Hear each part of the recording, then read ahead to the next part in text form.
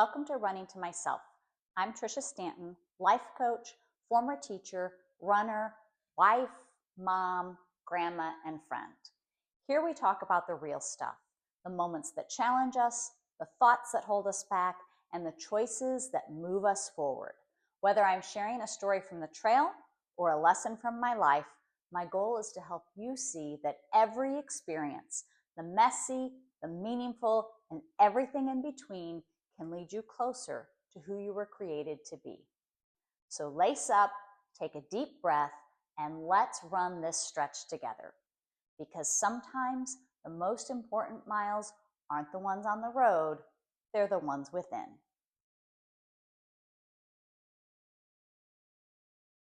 Here we are, mid-November. The holidays are fast approaching, and I am someone who loves this time of year, mostly.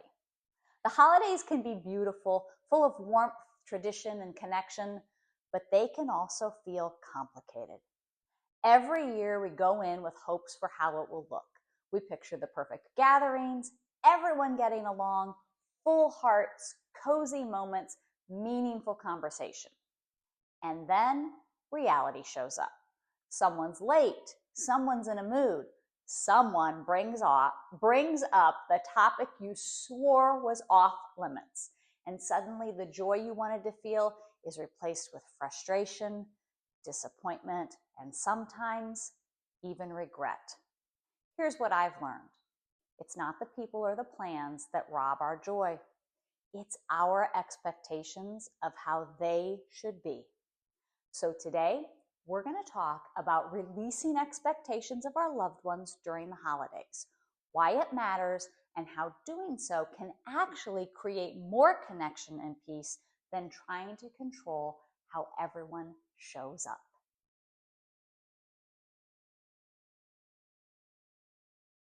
Let's start here. Expectations are natural. We all have them. We build them from years of traditions, memories, or even movies. I'm looking at you, Hallmark Channel. We imagine how things should go. We think this year will be different, or everyone will be happy, or we'll finally have that normal family moment we've been hoping for. But expectations are really just pre-written stories in our minds.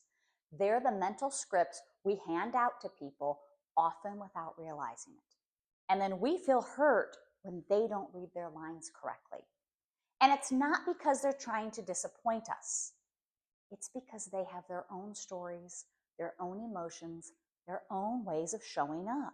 So when we walk into the holidays clinging tightly to how we think it should look, we set ourselves up for disappointment. Not because people failed us, but because reality didn't match the story we wrote in our head.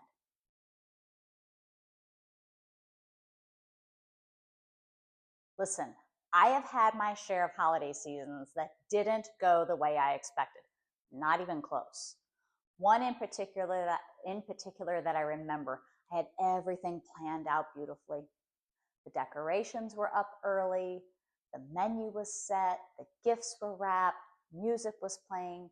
I had visions of laughter, connection, and peaceful moments with my family. But that's not how it went. Someone was distant, someone was late, someone else was struggling emotionally. There was tension in the air, unspoken but heavy. I remember standing in the kitchen, music playing softly in the background, feeling like the joy had been sucked out of the room. And then this quiet thought came to me. You're trying to experience the holiday you imagined instead of the one you're actually in. That was the moment I realized my disappointment wasn't about what was happening. It was about what I had expected to happen. I was missing out on what was real because I was too attached to what was ideal.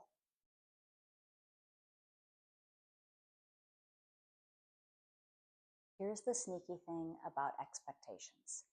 They sound harmless. We tell ourselves, I just want everyone to be happy. But beneath that, what we often mean is, I want everyone to behave in ways that make me feel happy. It's human, but it's also limiting. Because when we expect others to think, act, or feel the way we want them to, we stop seeing them. We see a version of them we're trying to manage. And the moment we start managing people, we lose connection with them. You can't be curious and controlling at the same time.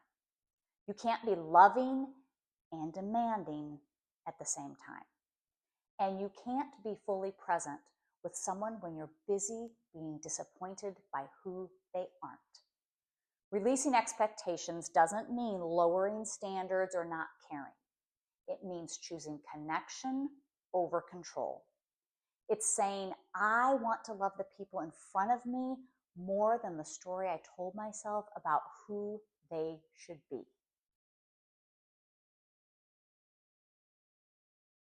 So what happens when we don't release expectations? Well, we start keeping score, not on paper, but in our hearts. It's subtle at first. We tell ourselves we're just noticing. We can't help but notice who showed up early, who offered to help, who said thank you, who didn't.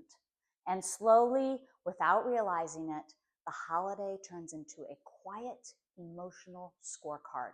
We track the words, the tone, the effort, the energy. We measure whether people did what we hoped or if they disappointed us again. And we assign silent points. She didn't call until Christmas afternoon, -2.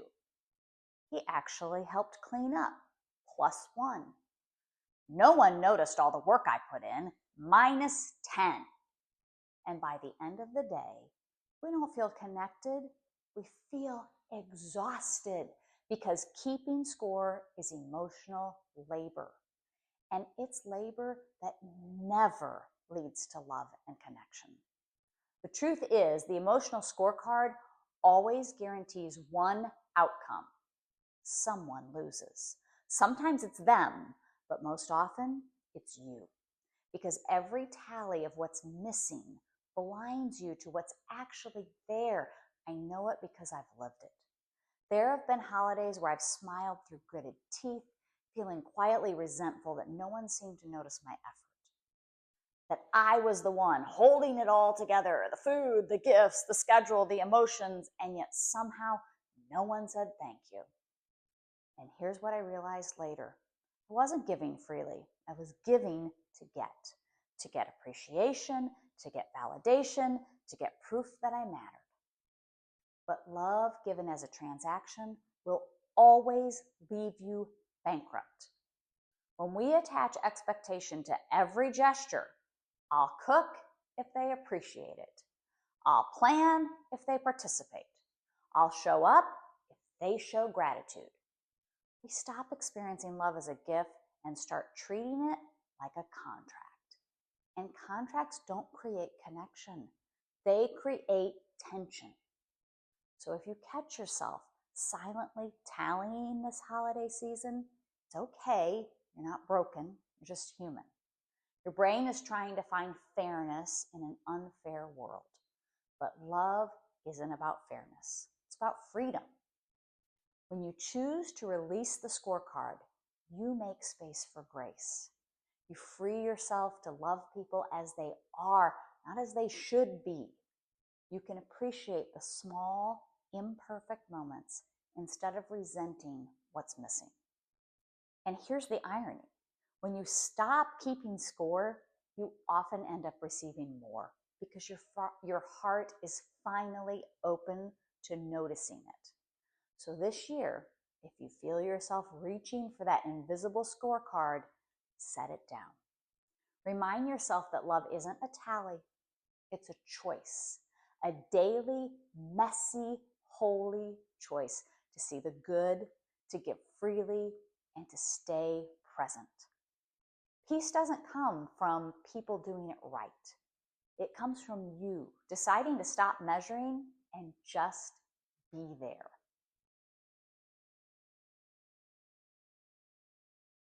From a faith perspective, I've realized this.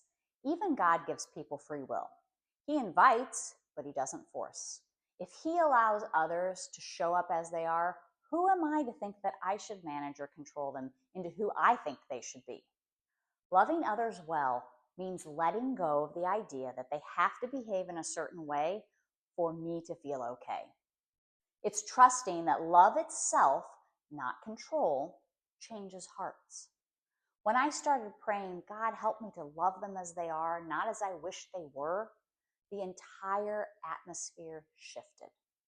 I became calmer, kinder, less reactive, and more grateful for what was instead of grieving what wasn't.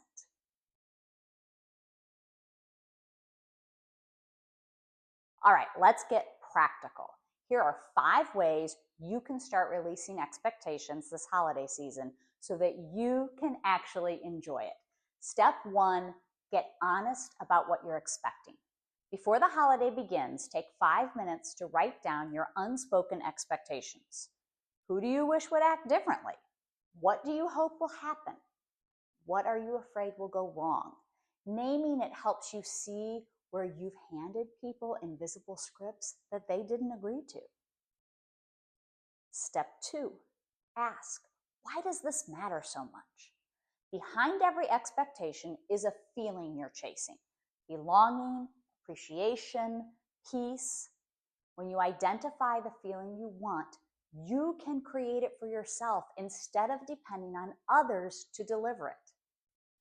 Step 3, let people be where they are. This might be the hardest one, but also the most freeing. You don't have to fix their mood, change their choices, or make them enjoy the day. Your job isn't to manage everyone's experience.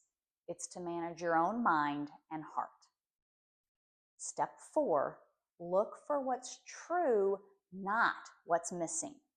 Every time your brain says it shouldn't be this way, gently remind yourself, but this is what it's like. And from there, choose gratitude. Gratitude doesn't erase disappointment, but it widens your perspective. Step 5, choose connection over perfection. This year, let go of trying to make the holiday perfect. Perfection is sterile. Connection is alive. If the turkey burns, laugh. If someone is distant, pray for them.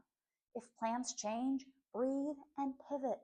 Because the memories you'll cherish most aren't the ones that went perfectly. They're the ones that were real. What if this year, instead of striving for a picture-perfect holiday, you went into the season with open hands and an open heart? What if your goal wasn't to make everyone happy, but to stay grounded in peace no matter what unfolds? Imagine walking away from the holiday not with regret or resentment, but with gratitude, because you showed up fully as yourself and let everyone else do the same.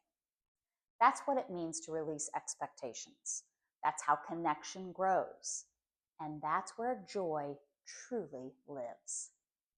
Friend, this season doesn't have to drain you. It can refresh you. It can remind you that love isn't about controlling outcomes. It's about being present in the moments that actually happen. You can't control who shows up or how they act, but you can control how you think, how you feel, and how you love. So as you walk into the holidays this year, try this simple prayer. God, help me release my expectations and receive whatever you have for me instead. It might not look like the holiday that you planned, but it might just be the one that your heart needs. If today's message encouraged you, share it with a friend who might need a little more peace this season. And if you want help learning how to release expectations, not just during the holidays, but in everyday relationships, I'd love to work with you. You can book a free consultation at trishastanton.com, because peace doesn't come from everyone else changing. It comes from learning how to let go and love anyway. Until next time, keep running to yourself.